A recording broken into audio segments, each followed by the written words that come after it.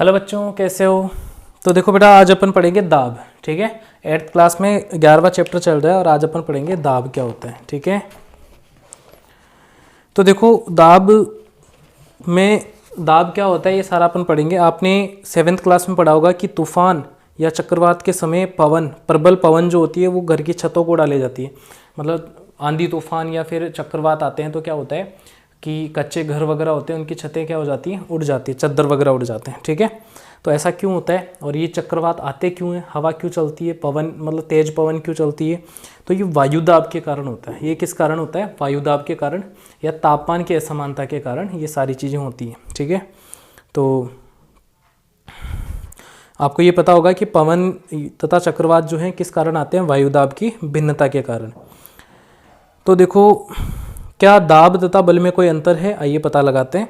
किसी लकड़ी के तख्ते में एक कील को इसके शीर्ष से ठोकने का प्रयत्न करते हैं। मतलब कील को जो है आपको एक तख्ते में ठोकना है, क्या आप सफल हो पाते हैं। मतलब शीर्ष मतलब क्या हो गया कि जो चौड़ा वाला भाग होता है कील का, उधर से आप इसको ठोकने का प्रयास करो, क्या होता है। अब कील को नुकीले सिरे से ठोकने का प्रयत्न कीजिए। मतलब दोनों तरीके से कील लीजिए और एक चौड़ा वाला भाग होता है, एक तो उधर से ठोकने का प्रयास कीजिए और एक नुकीले भाग को।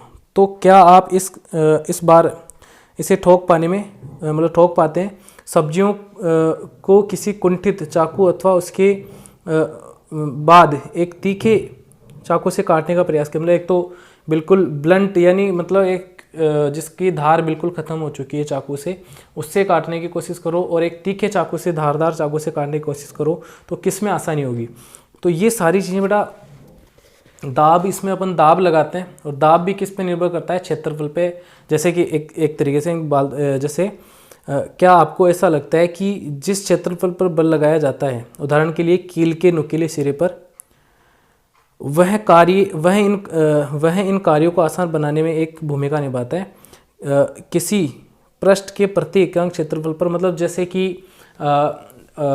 ये चीज़ है कि अपन एक तो नुकीले सिरे को, कील के नुकीले सिरे को जो है सिरे पे बल लगाएं और एक अपन उसके चौड़े वाले सिरे पे बल लगाएं, तो किस में आसानी होगी, नुकीले सिरे में। ठीक है, मतलब कम क्षेत्रफल होगा तो वहाँ पे दाब ज़्यादा, मतलब दाब कम क्षेत्रफल होगा, वहाँ पे बल कम लगाना पड़ेगा अपने को। ठीक है, और ज़्यादा क्षेत्रफल के लिए अपने को बल ज़्यादा लगाना पड़ेगा। तो इसके लिए एक परिभाषा हो जाती है, एक फॉर्मूला हो जाता है कि दाब बराबर होता है बल बटे क्षेत्रफल। ठीक है, बल बटे क्षेत्रफल, ये एक फॉर्मूला बनता है इसके लिए। ठीक है, दाब होता है बल बटे क्षेत्रफल। ठीक है, जिस क्षेत्रफल पर बल लगाया जा रहा है, यानी नुकीला, अगर कम क्षेत्रफल कम होगा तो दाब जो है, अगर क्षेत्रफल कम होगा तो अपन बोल सकते हैं कि बल अपने को कम लगाना पड़ेगा वहाँ पर। जैसे नुकीला, जो नुकीली कील है उस तरफ से अगर आप इसको बल लगाते हो तो कम बल लगाना पड़ेगा आपको, ये चीज़ है।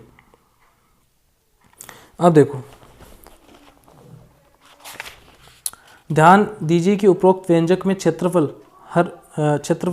हर मतलब नीचे की तरफ है क्षेत्रफल। ठीक है, इसलिए यदि बल बराबर हो तो पृष्ठ का क्षेत्रफल जितना कम होगा उस पर दाब उतना ही अधिक होगा। मतलब पृष्ठ का क्षेत्रफल जितना कम होगा उस पर दाब उतना ही अधिक होगा। तो ये आप ध्यान रखोगे भाई। ठीक है, दाब अधिक होगा मतलब क्षेत्रफल कम होगा तो दाब अधिक होगा। ये चीज़ें बेटा देखो व्युत्क्रम है एक दूसरे के। अगर क्षेत्रफल कम होगा तो दाब अधिक होगा, अगर क्षेत्रफल ज़्यादा होगा तो दाब कम होगा, ये आप याद रखोगे। ठीक है, देखो और समझते हैं अपन इसको आगे। कील के नुकीले सिरे का क्षेत्रफल इसके शीर्ष की अपेक्षा बहुत कम है, इसलिए वही बल कील के नुकीले सिरे को लकड़ी के तख्ते में ठोकने के लिए पर्याप्त दाब उत्पन्न कर देता है। ठीक है, मतलब नुकीले सिरे का क्षेत्रफल कम है तो वहाँ पे क्या होगा, बल जो है मतलब कम बल लगाना पड़ेगा आपको, ये चीज़ आप याद रख लेना भाई। ठीक है,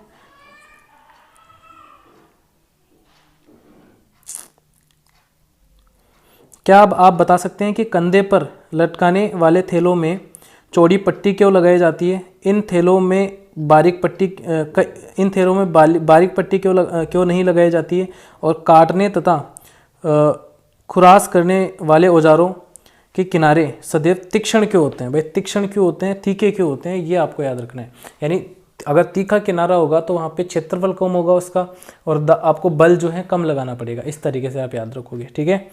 और अगर क्षेत्रफल कम है, देखो इस तरीके से समझो बेटा, क्षेत्रफल जैसे कि एक कील है, एक कील है, ऐसे समझो, ठीक है।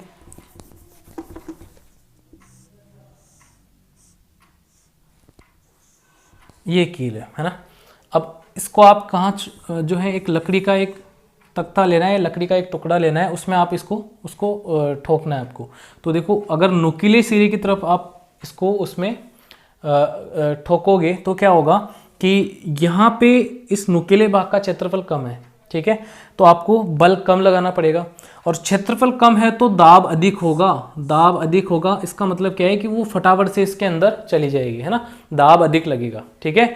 और अगर इस तरफ से आप इसको ठोकने का प्रयास करते हो कि इस तरफ से ऐसे, तो क्या होगा कि बल बहुत ज़्यादा लगाना पड़ेगा आपको, फिर भी ये अंदर नहीं जा पाएगी या थोड़ा बहुत जा पाएगी। यानी मतलब बल बहुत ज़्यादा लगाना पड़ेगा इस सिचुएशन में, क्योंकि क्षेत्रफल ज़्यादा है, क्षेत्रफल ज़्यादा है तो दाब कम लगेगा, वहाँ पे दाब कम लगेगा यहाँ पे, ठीक है, और बल आपको बहुत ज़्यादा लगाना पड़ेगा, ठीक है। ये चीज़ें हैं, मतलब क्षेत्रफल कम तो बल कम लगाना पड़ेगा आपको, कम ताकत लगानी पड़ेगी, ठीक है, और दाब वहाँ पे ज़्यादा होगा। दाब यहाँ पे, दाब का मतलब हो गया कि इस सरफेस पे दाब ज़्यादा लगेगा, नुकीला भाग है इसलिए दाब ज़्यादा लगेगा, इस तरीके से, ठीक है। ऐसे ही जो बेग होता है उसकी पट्टी जो है चौड़ी क्यों बनाई जाती है, ये एक चीज़ है कि चौड़ी इसलिए बनाई जाती है ताकि जो दाब है उसको कम किया जा सके, ठीक है, दाब कम किया जा सके, मतलब एरिया जहाँ पे ज़्यादा होगा वहाँ पे क्या होगा, एरिया ज़्यादा होगा तो दाब कम लगेगा, इसलिए ये चीज़ की जाती है। मतलब चौड़ी पट्टी होगी तो दाब जो है कम लगेगा, ठीक है। तो ये आपको याद रखना है बेटा। द्रवों तथा गैसों द्वारा लगाया गया दाब, तो द्रव और गैस किस तरीके से दाब लगाते हैं ये अपन पढ़ते हैं बेटा। देखो क्रियाकलाप दे रखे हैं, तो द्रव और गैस भी दाब लगाते हैं भाई, ये आप याद रखोगे। जैसे कि एक चलो इसको अपन क्या करते हैं, कल पढ़ते हैं बेटा, है ना, अगली क्लास में पढ़ेंगे, है ना, अगली क्लास में इसको पढ़ेंगे अपन। तो इतना आई होप ये क्लियर हुआ होगा कि दाब क्या है, बल बटे क्षेत्रफल होता है। क्षेत्रफल कम होगा तो दाब ज़्यादा लगेगा, क्षेत्रफल ज़्यादा होगा तो दाब कम लगेगा, ठीक है, दाब कम लगेगा वहाँ पे। तो क्रियाकलाप अपन कल करेंगे, ठीक है।